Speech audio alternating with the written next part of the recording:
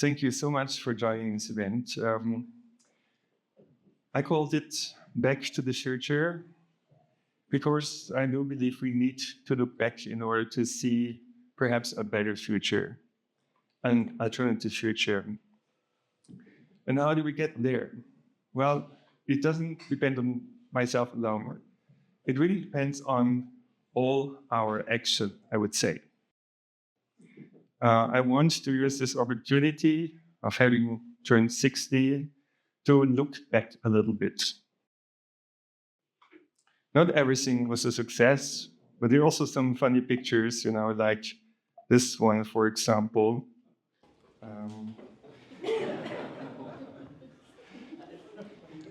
Or this, or that one. Who remembers this? Out of the box meeting. Another picture. One more.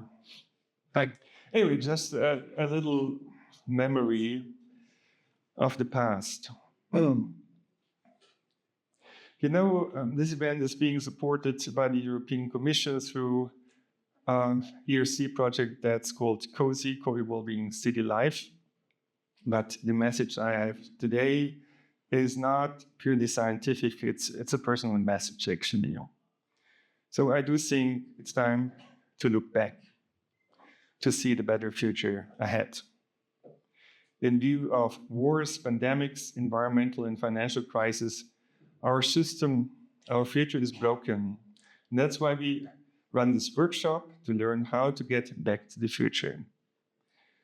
Many of you may remember the Future ICT project, actually. That was back in the years 2010, 11, 12, when we prepared that together, but how did it come about?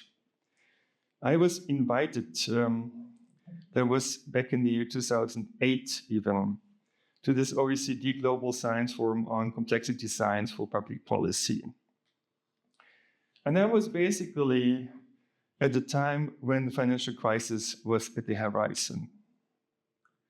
As a complexity scientist, I saw, of course, what would be potentially ahead of us, that there would be cascading effects that would make things 100 times worse or so. It's a nice video of the group of Frank Schweitzer. Thank you very much. At that time, we said we really need to address the grand challenges of humanity on this planet. We had this impression that we knew more about the universe and its stars than about what was going on planet Earth. And that was wrong. There were so many problems unsolved. And there was science emerging that could address this kind of problems. We were, at that time, this is an old slide, already pointing out that we would face financial, economic, and debt crisis, social and political instabilities, environmental and climate change, organized crime, cybercrime, quick spreading of emerging diseases. And these were new kinds of problems that are accelerating based on interactions in complex network systems. Okay, so basically, we were committed, really. We wanted to basically decomplexify the system, to understand what was going on, to understand what could be done. And I was pushed somehow to write a proposal for a support action. I was by a Visioneer project. Stefano Vaglietti actually then has worked out 4 white papers with me. And that was the basis, the ideas, the framework of what was about to come. Shortly later, the European Fetch flagship program was announced. Europe promised to put 2 billion euros on the table for 2 projects, 1 billion each. And we were pushed to apply for that money.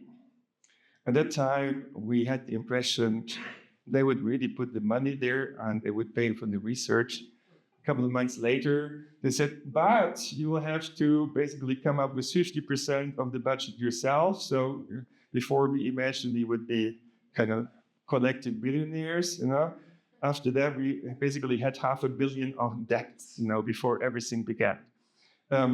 Nevertheless, we were very successful in raising interest for this project in various countries, among many companies. Letters of support were coming in, I would say, by the dozens, almost, I think we're more than 100 even.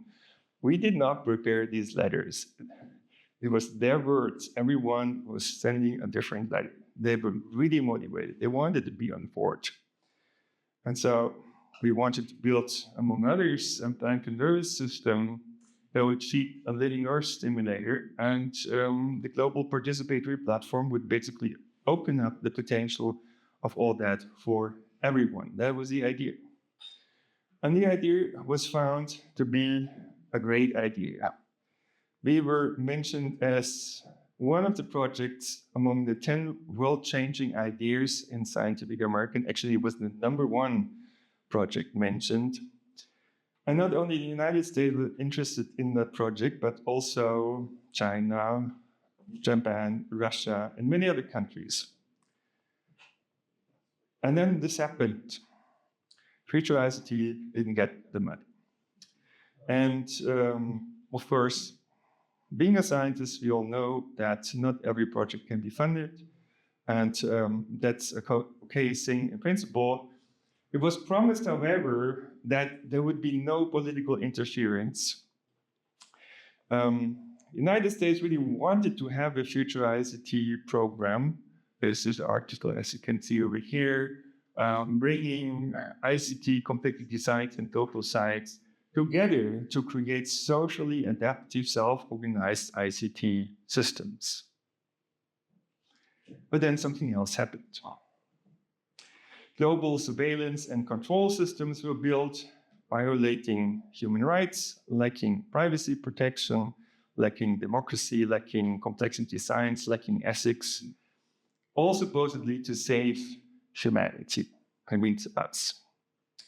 A bunch of new societal models were invented, all surveillance-based, data-driven, AI-controlled cybernetic societies. Some call them Big Brother society, Big Mother, Big Other, Big whatever societies. So it's really more than enough surveillance societies that have been invented. Unfortunately, very little money was invested into digital democracy. So the question is, has a multi-headed beast been created? No matter what you think about it, we're certainly living in a time of big data. That data now goes through AI systems that learn on the data. We have an explosion of AI. Some people think that we would see super intelligence in the near future. If it hasn't happened yet, like known to the public, Ray Kurzweil, for example, even expects that by 2050, approximately, we would be able to simulate the intelligence of all human brains on this planet. I'm not sure how it will be left by that time. Anyway, you don't have to believe that. Perhaps it's never going to happen. But in any case, what we can say for sure is that there are people who are thinking about data-driven AI-controlled societies, and that one is working on operating systems, not just for smartphones, for computers, but for the entire planet. And that is something that we have to be a lot more aware about. The idea goes back to at least 1948, idea of cybernetic societies, where basically everything would be controlled through information. There's even this book about the human use of human beings, cybernetics in society. At that time, they couldn't build it. By now, it's reality. But which kind of reality? That's the question. I'd like to share a memory with you. In one of the meetings preparing for the FED flagships, there was a talk entitled "A Matrix Reloaded." a woman dressed up in a red dress was talking about this subject. And this is probably what, or perhaps what they built. And how does it work? You may remember the book Nudge.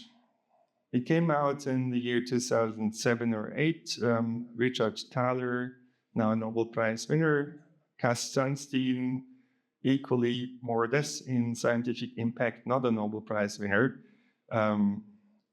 He got worried about what was being done with manipulation. Nudging is basically trying to influence people in their behavior, their decision-making through little information tailored to the situation. It's called liberal paternalism. But then the same Richard Thaler has published this book, and see at this book title, it shows supposedly a swarm of birds that's misbehaving. There's a little gap in this swarm, and there's a bird showing erect that's kind of falling out of chase. Now, obviously, the title suggests that shouldn't be, and this needs to be fixed. Now, this was the time where Cass Sunstein got worked, and he wrote this book about the ethics of influence, and perhaps that wins his Nobel Prize. I should say, and you probably know, and I mean the complexity scientists among you for sure, that what we see on the left-hand side is not a bird flock. A flock of birds looks very different. It's not a crystal. It's not a totalitarian order. It's self-organized. There's no one bird that leads the swarm. So we can basically see which way things were going. But not many people have paid attention. But there were some warning sounds as well.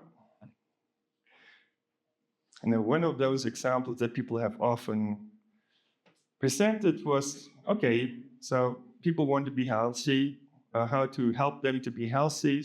Basically, if there's a choice between a chocolate muffin and an apple, then you should basically put the apple a little bit closer, so you'd nudge the person to take the apple.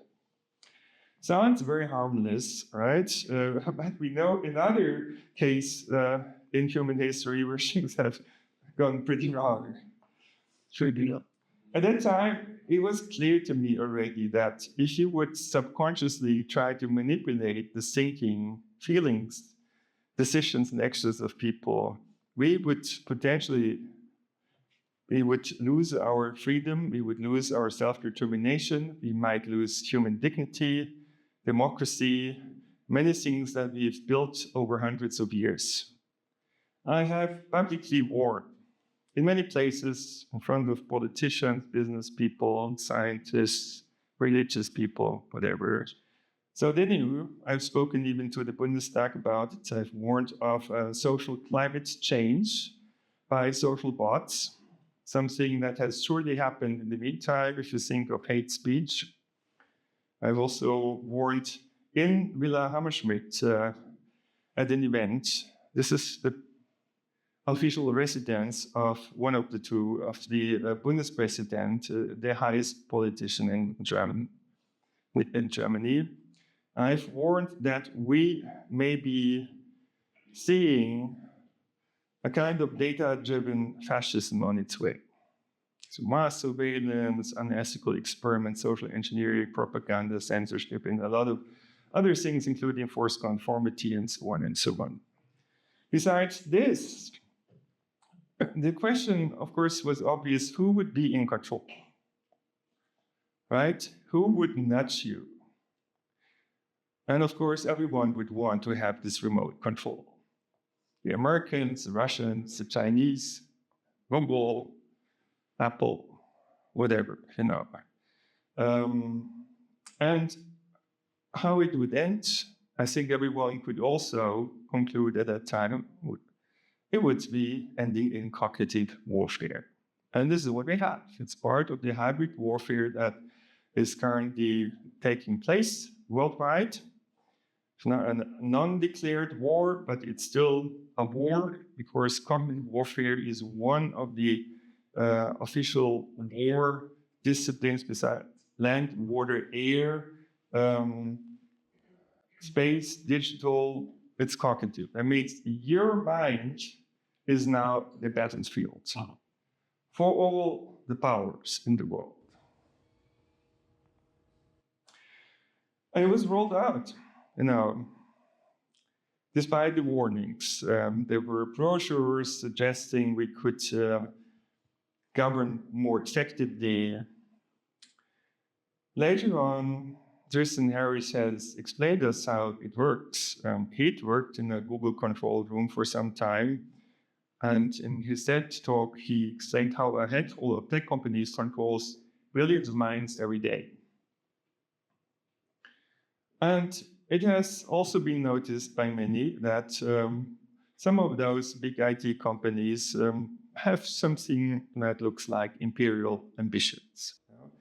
And the idea came up that we could now create something like a data-driven, AI-controlled benevolent dictator. So if you would have data about everything, we could see the truth, and we would just have to do what the data tells us.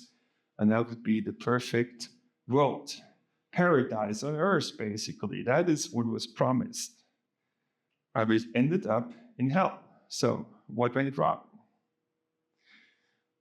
The idea was really, for some time, that we could fix the world from a control room that has access to all that data. That was the NSA dream, but certainly not only over there. The military has been working on a prediction machine. They want a predictable future. A predictable future needs a controllable future. A controllable future needs to control people's decisions. Otherwise, they would mess up the plan.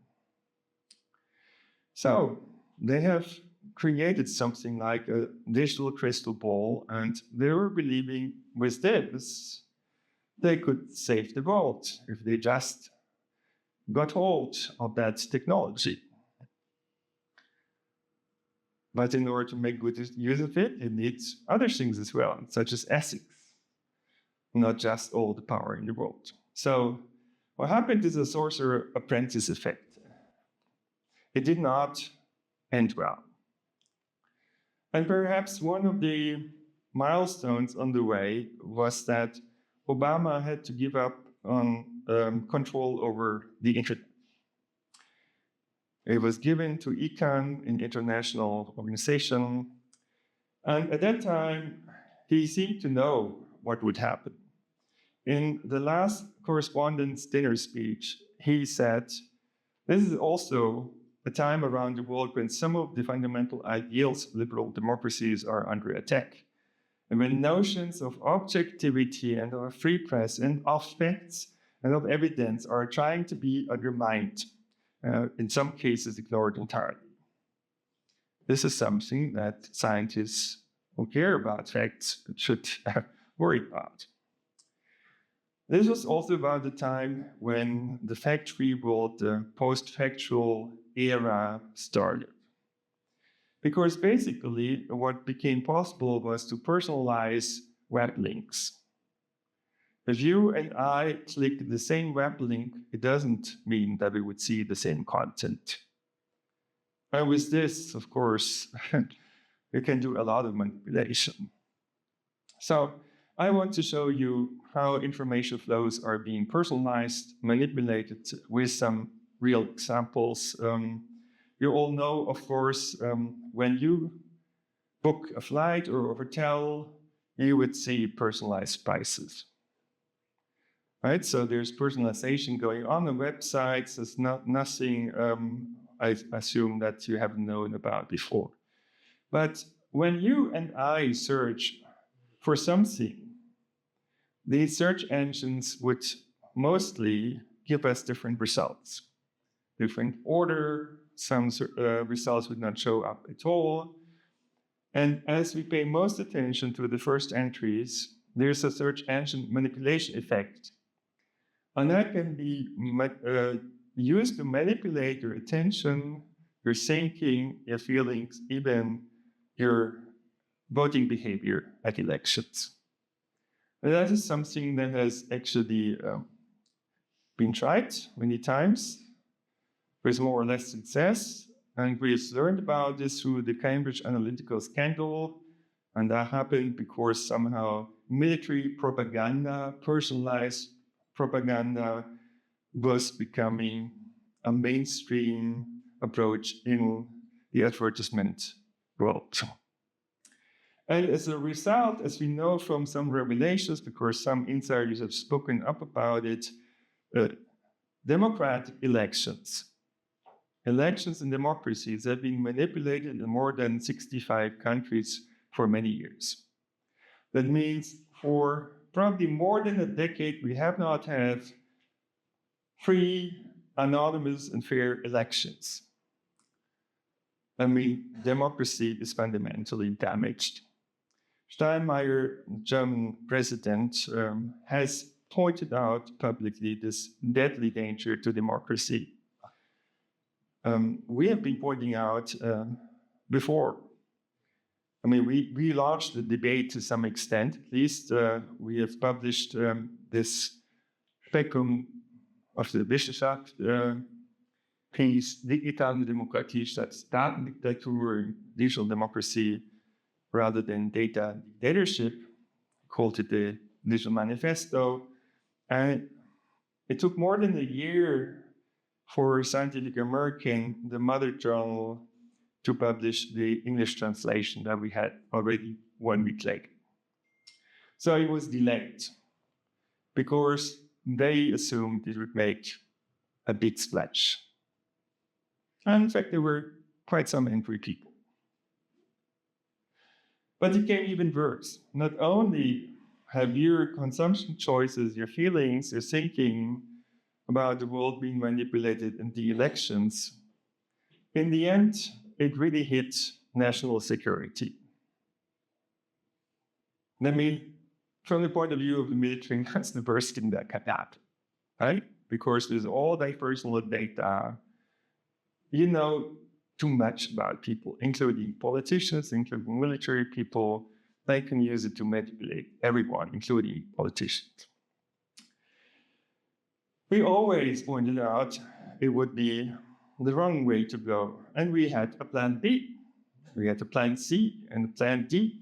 So we were working on alternative and better futures and alternative proposals. So we were never entirely sure whether politics would really stay out of the flagship decision. And so we have been working on alternative proposals. And they have not been turned down by reviewers or review boards. Instead, what happened is kind of the entire organizations were taken down. So, for example, Anna may remember this, we've written this proposal to a Euro course. It got all the points it needed to be supported for implementation, but then at that time when it should happen, basically, they had closed down Euro course altogether. Then there was another proposal, Sonderforschungsbereich, or a huge research, collaborative research activity between Switzerland and Germany. It was supposed to be about extreme natural events. We did have already the review date where we would have had to defend the proposal, but that was cancelled. And there was never again a review and defense date. So basically, it was just put into the waste basket.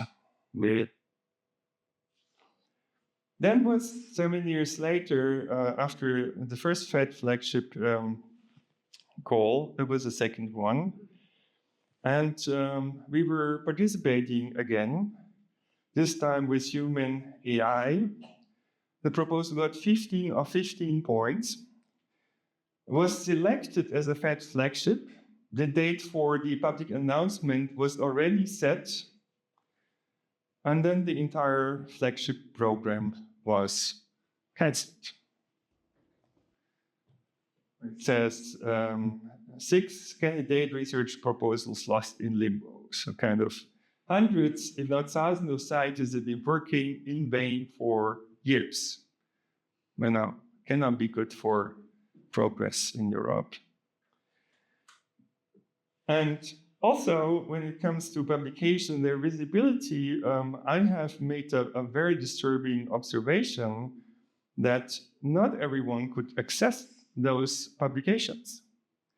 I've made a little non-representative questionnaire on Twitter, and I was very much surprised to figure out that some people could access the paper and others could not. Actually, the majority could not. This was about democracy, so why was it not acceptable? Now, this is actually, I would say, even part of a pattern, because a lot of those things that I've published in the past, in particular in newspapers, is not available anymore. I mean, people always say internet doesn't forget anything, but this article, for example, you won't find. That article you won't find, Don't Pay Attention, You'll Lose Our Self-Determination and Rights. That article you won't find, it's Google's choice, and this was a warning before actually Brexit happened. Or this article, The Fall of the Giants, you will not find. Or that article, which funny enough appeared in Credit Suisse Global Investor, Why We Need Democracy 2.0 and Capitalism 2.0 to Survive. You will not find that anymore. This entire journal was ended after this edition. It was about value-sensitive design, basically. Despite all this, many things that Future ICT wanted to do actually did happen. And of course, it's not just my merit to do. It's because many people have been pursuing those ideas and made their projects. And that this did happen to the extent, perhaps was however related to the fact that we published that collection of white papers. So the ideas were out there, everyone could access them. And now we have basically not only agent-based simulation, but as somehow suggested some years ago, we have AI agents. You see those different working areas of Future ICT over here. Much of it has happened elsewhere, in many cases. Data science, there's even a journal that Frank Schweitzer has been establishing. Exploratories, computational social science is on the rise, global systems science, innovation accelerator, planetary nervous system, living Earth simulator, all of that somewhere has happened.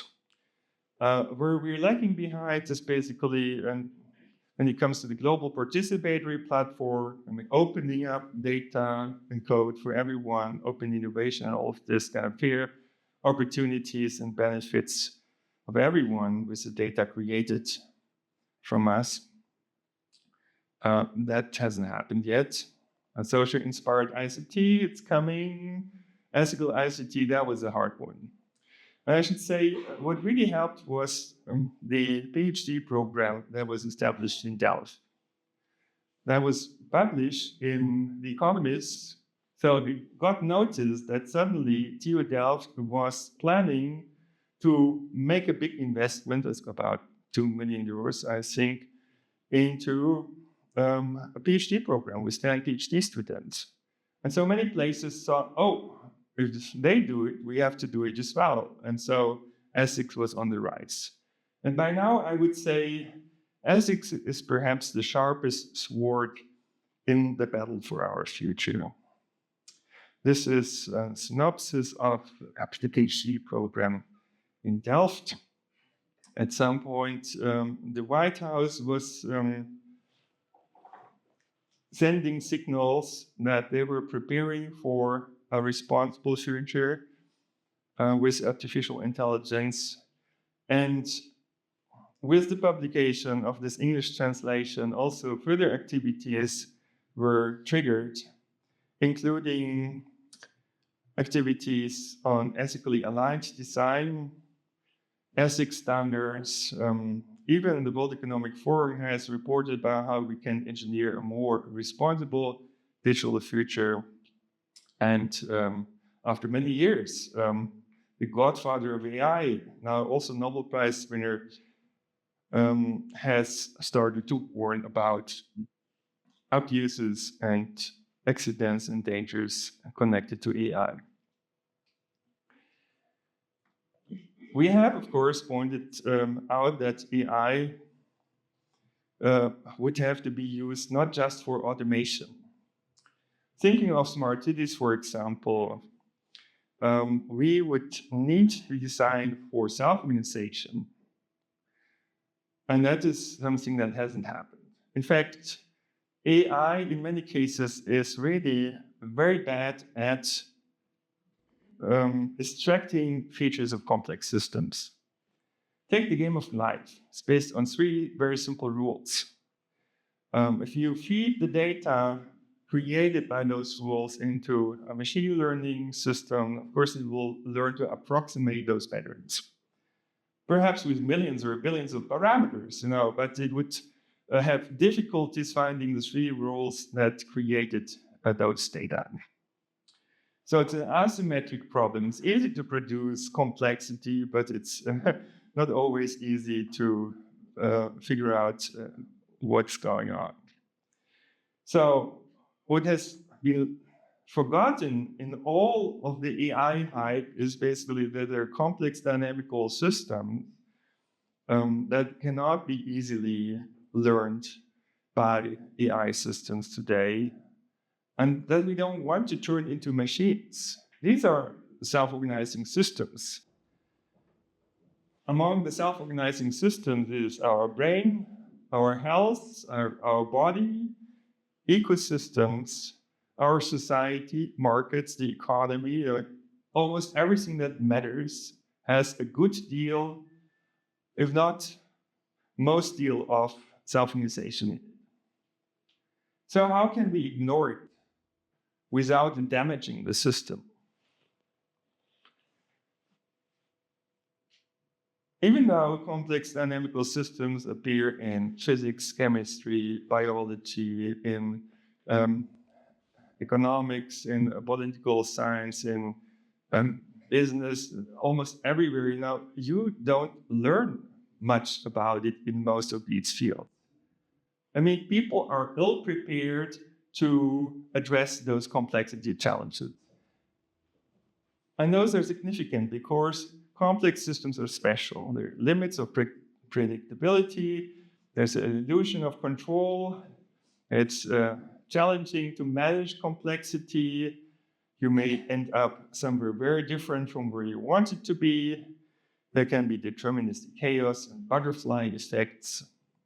Plus, even though we're living in times where we have more data than ever and the best technology in human history, we shouldn't forget that data volume overtakes processing power, and that the share of dark data that will never be processed is increasing every day. So we really need to know what part of the data to process, otherwise we'll be misled. Also, complexity overtakes data volume. And so paradoxically, even though we have the best technology and more data than ever, we lose control as we try to control the world top-down. So we need a new control paradigm, distributed control, and it brings us to self-organization as a principle that can be used to create that distributed control. And of course, we have networked systems now. Everything is networked, and so you often don't get the intended effect. You often get side effects, you get feedback effects, you get cascading effects. This destroys the effectiveness of centralized top-down control. And the change in perspective is needed. We typically pay attention to the nodes of the system, right? The people, their character, their properties. But if they start interacting with each other, and as these interactions become more and more strong, they will start behaving in ways we didn't expect because they respond to other people. This is what people complain about in terms of politicians, for example. But it will happen to everyone who's influenced by so many different interests. So the stronger the interactions get, the less important is it what the properties of the individuals are, the more important is the interaction network. And so we need to change the perspective from the components of the system to the interactions, which, however, we don't see, and that's why we don't pay attention to them. We have a wrong focus. Okay, and so we cannot control everything top-down. We've pointed that out back many years, and before us, also other people, I would say. And we were seen as turning the world upside down because we were, in a sense, arguing for bottom-up coordination rather than top-down control. So the point, however, is that complex systems tend to self-organize. And that is something that we can actually use in order to make the systems behave by themselves in a way that we'd like them to behave. So we need a paradigm shift from control to coordination.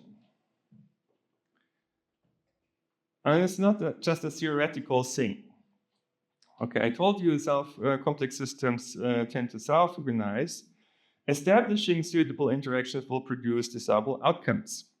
So for that, we need mechanism design, and then we can basically make Adam Smith's invisible hand work, finally, after 300 years, using the Internet of Things, the data streams, for digitally assisted self-organization.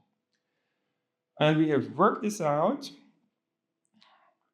So here, this newspaper article says, revolutionary idea, traffic controls the traffic lights.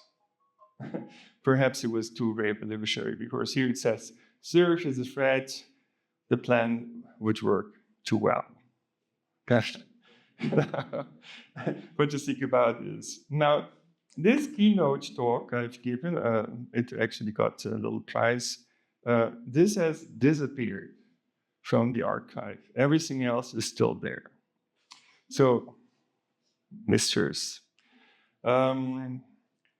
how have we done that? We have basically been inspired by self-organization of pedestrians at bottlenecks. We've said intersections of traffic flows are bottlenecks as well.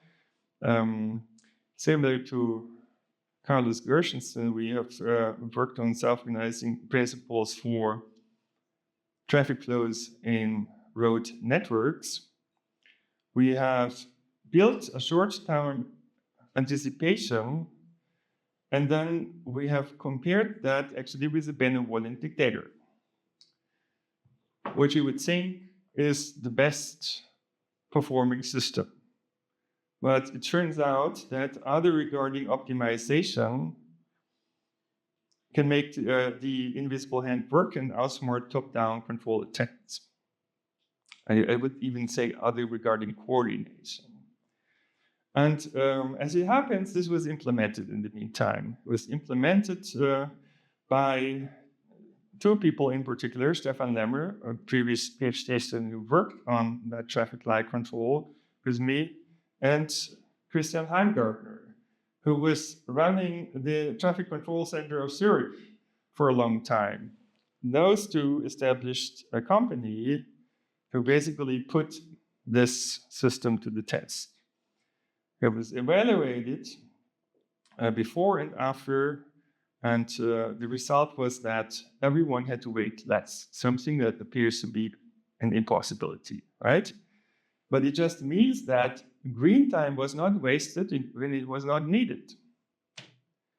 The system was flexible and adaptive. It used opportunities in the traffic flows. Here you can see the big difference. So red means cars are waiting a lot of waiting times for the previous green wave approach that is a state-of-the-art implementation. And below you see what came out based on self-organization, much better outcome, a little bit less regular, but who cares? In the meantime, we've also looked whether machine learning would basically improve the result without telling it the tricks of that self-organization, and it turns out no. So machine learning is not necessarily the one and only solution for every single problem of the world, which I guess everyone in this room would be ready to believe, but when you read the newspapers, it looks a bit different. So informationally assisted self-organization works well. It's efficient and resilient to small perturbations. It can handle reasonably large deviations. It's compatible with freedom, democracy, and human rights. And so why don't we do this? No, there is a solution for a time of big data. And so the question is how to make a democracy work.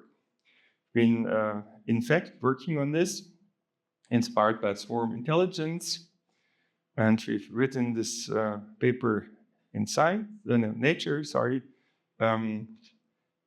Vangelis over there was a co-author. And also they've been winning actually the ETH Policy Challenge that the ISTP has been running with Empower Polis. I think there are more people in the room of that winning team, so congratulations. What is it all about? It's about bringing the best ideas of many minds together. This is really about collective intelligence, and it turns out that diversity wins, not the best, as teams of people would often outperform experts.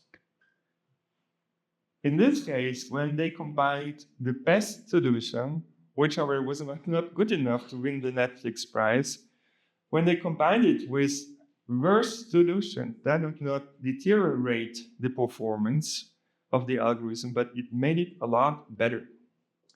So combining different approaches, you, Alex, had also mentioned that with the ensemble approach. This is based on a collective intelligence concept. Basically, this is going to be much better than a benevolent dictator. Let's face it. And so how would that work? You would need to organize the process in certain phases. We know that there's also a madness of crowds if you don't pay attention to how things should be organized. And so here, phase one should be the independent exploration of possible solutions. People should not be influenced. Very difficult these days, given the search engines that manipulate you. Phase two then should be on information exchange. So only then you talk to each other. And in phase three, you would combine solutions with each other to come up with better integrated solutions. And then you have those collective intelligence solutions, and perhaps several of them, and you would have to vote. And now, interestingly enough, the most common voting method, yes, no, majority voting, is actually among the worst voting methods.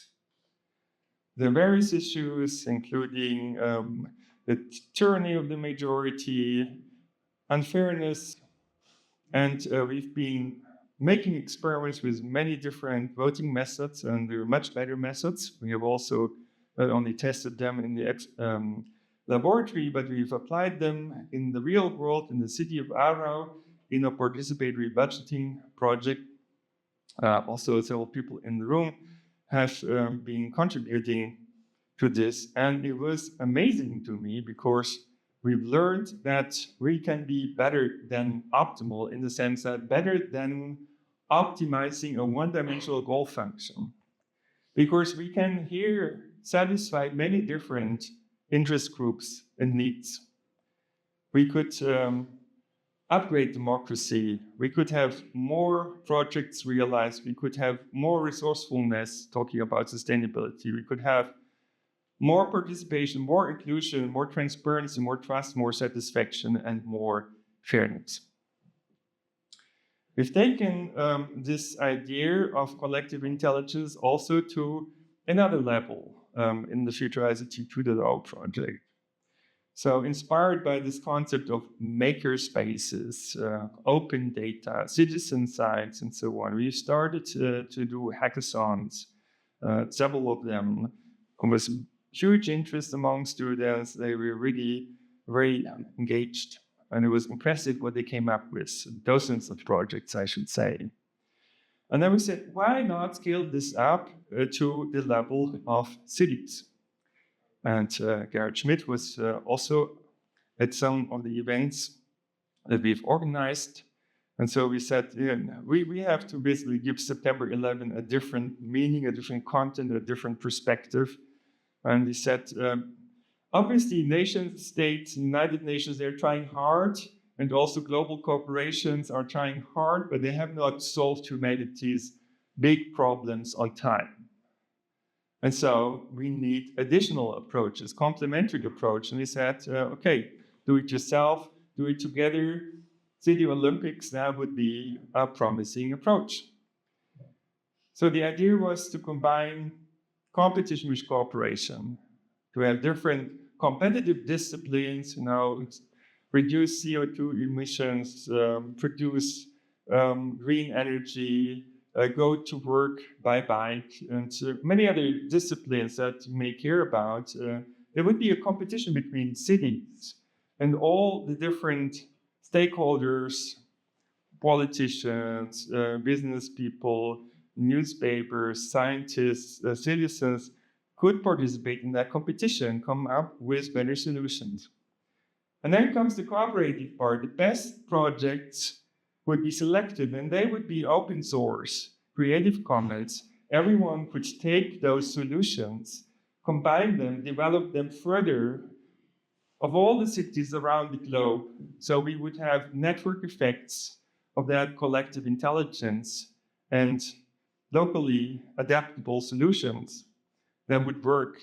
It would make quick progress. It would be a scalable approach. So the proposal was to think global, act local and diverse, not implement the same approach everywhere. Experiment, learn from each other, and help each other. And we were demonstrating that in the Climate City Cup. And it was back in 2019. And a couple of countries were on board. And one of the later outcomes is actually the Routify app that has air quality suggestions even before Google Maps had it. Now, the overall approach is based on, say, the best of all the systems that we know, like competition as we know it from capitalism, collective intelligence as we know it from democracy, experimentation and selection from evolution culture, and AI, of course. There were quite a few organizations that were on board of that exercise, and then the concept of climate democracy came up rather than climate emergency. So we would have to do something, yes, but in a democratic way, and we could make progress democratically. I was taken up, in fact, by a lot of initiatives. So American Cities Climate Challenge, for example, it was 70 million in that first round. A global Climate City Challenge, then One Planet City Challenge, City Challenge 2.0, City Challenge, even Zurich started a climate cup. And we've gone a step further and said, we need a new financial system. I mean, it was clear 2007-2008 when the financial crisis came. The question was, how would it have to look like? And the idea was, there is a system that we can learn from, which is nature. Nature is a circular system. Interesting enough, it solved the problem very differently from what we're trying to do about it. It's not accumulating all the data of the entire world in one place and then trying to come up with an optimal solution and then imposes that on the entire world with more or less totalitarian control approach. Rather, nature is based on feedback loops, many feedback loops, local feedback loops, and after some time, there's forgetting. There is no data being stored in one place forever. It's a cybernetic approach, but a different one. And so we said, yeah, let's learn from that nature-based approach. How to turn wasteful supply chains into a circular economy. Of course, Internet of Things could be used. I can measure all those externalities that we want to minimize, CO2, heat, noise, and so on. And so basically we need incentive systems that increases positive externalities and reduces negative ones and ensures fair compensation. So we have invented a combination of money with measurement processes and said we need different kinds of money to create different kinds of feedback loops, different kinds of incentive systems that would allow people, companies to make local improvements in response to what happens around them. And so as everyone improves in response to everyone else, there is a co-evolutionary process that would lead us to a circular engineering economy based on those newly induced forces in the market. And the most important point is to get away from a utilitarian approach, a one-dimensional optimization approach. We want not just maximum profit or maximum lifespan. We want to have prosperity, we want to have health, we want to have a good environment, we want to have education, we want to have culture. There's so many things we care about. But you cannot reach that by optimizing a one-dimensional goal function. You want to improve on many dimensions simultaneously through a co-evolution process. And here is the difference. This is a typical supply chain today. This is made for control, perfect control, more or less, right? Now, look at what our body does. Our body also contains supply chains.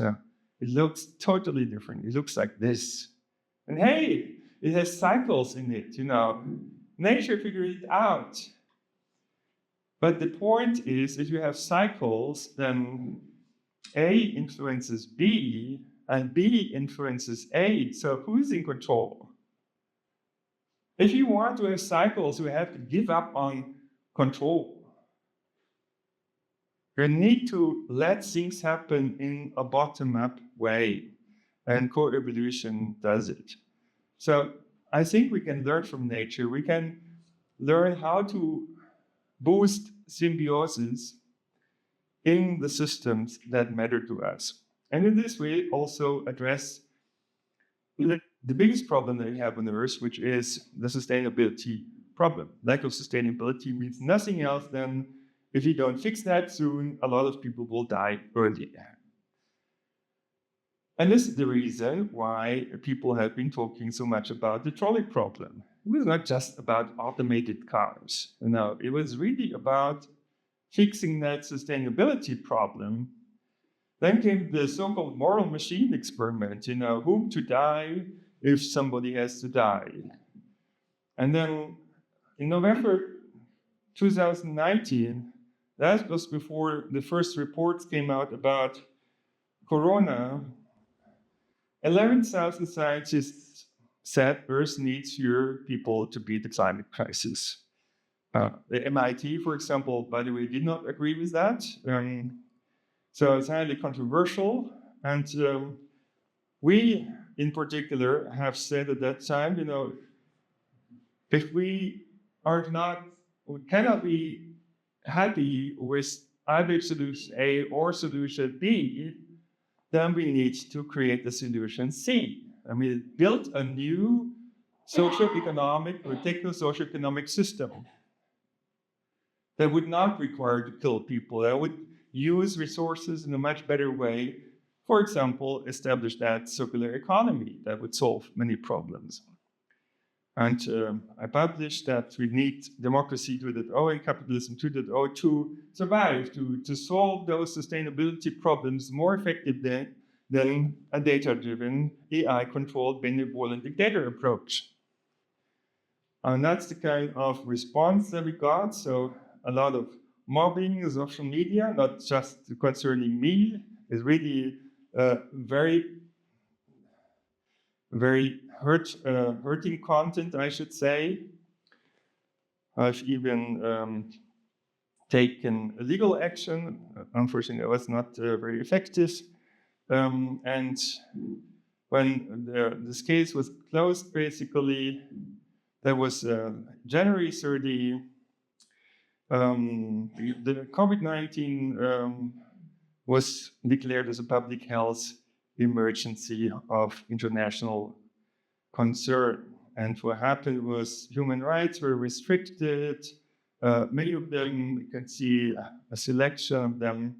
But most importantly, perhaps the right to life somehow was restricted. Triage was being done to people. This was using data, personal data, to basically put people to death. So we had to write this article. We've written 3 or 4 newspaper articles. Death by algorithm was one of them. And we've published a scientific article about Triage 4.0, about technological selection and why we shouldn't do it, and that anyway it would not be compatible with the Constitution.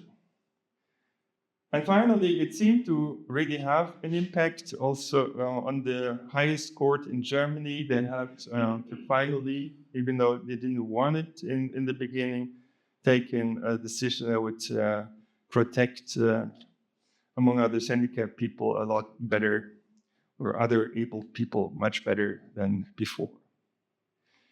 Now, this is not the only thing that has happened.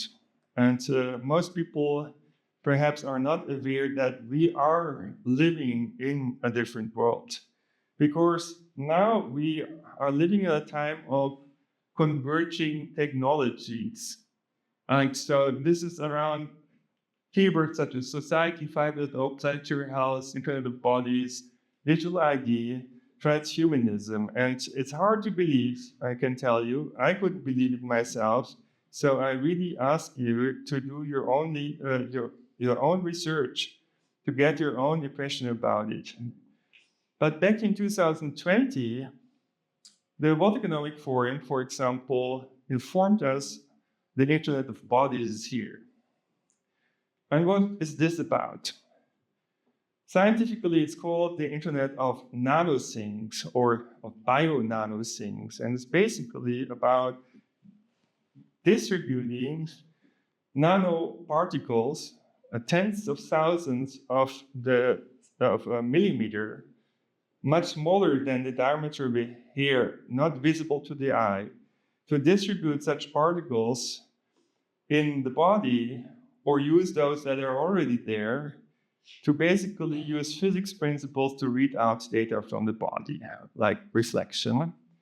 You don't need to chip people for this. It's just dump particles, the distribution of which in the body you can read out. I can use it for identification, can make a digital ID. You can use it basically to read out health data. That means some companies are out there that know more about your health than your doctor and yourself. And of course, there's a huge interest in creating digital twins of people because there's a multi-billion-dollar market related to this. But there's also, of course, the potential of power. Now, why should we be concerned about this? Because it's not just about making money. It's about gaining control over you. Because you are not in control of your own digital twin. Somebody else is, and you don't even know.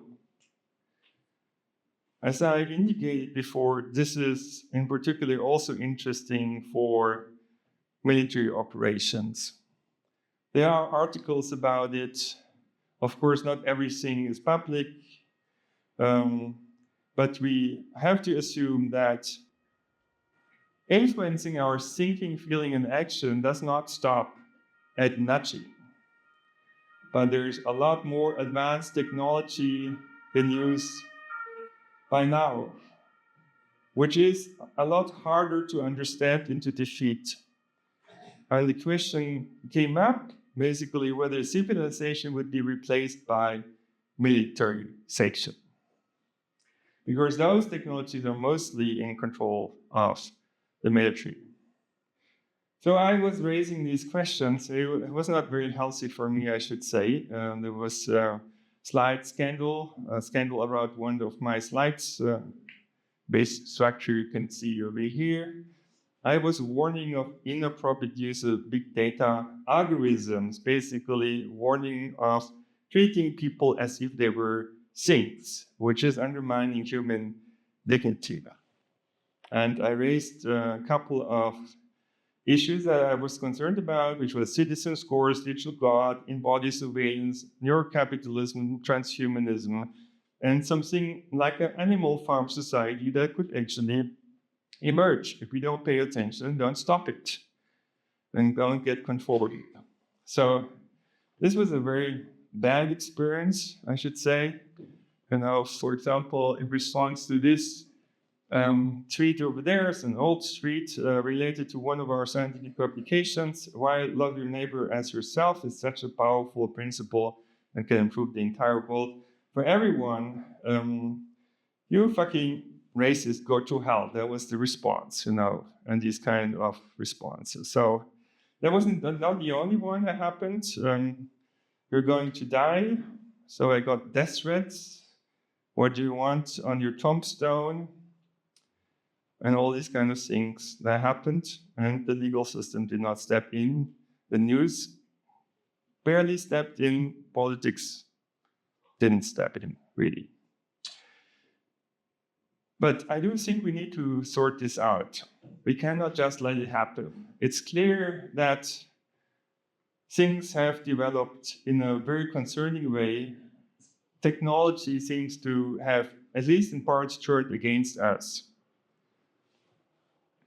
And I've insisted, and I think you should do that too, that we get back control over our personal data and our own lives, and with this also our digital twins, in fact.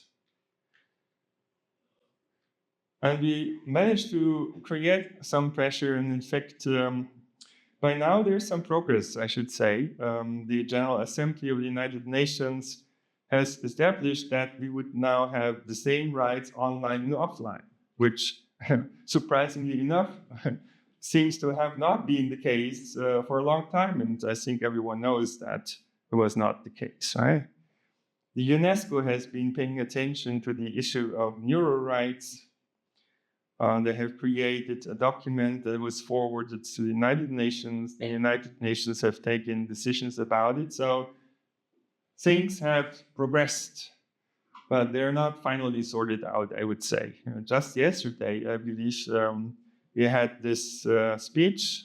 It was basically challenging an AI regulation that 60 countries wanted to have.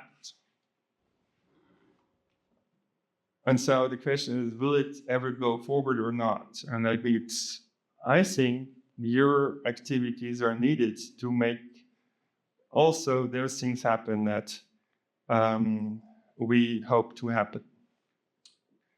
I want to share with you a little experiment that I've made recently. So, there's ChatGPT and all those generated AI tools. And sometimes when I've had the feeling we cannot make progress with the classical formats and approaches, like a scientific publication, a newspaper article, I've tried to resort to other kinds of formats. And I did that before, like with the science fiction/fiction.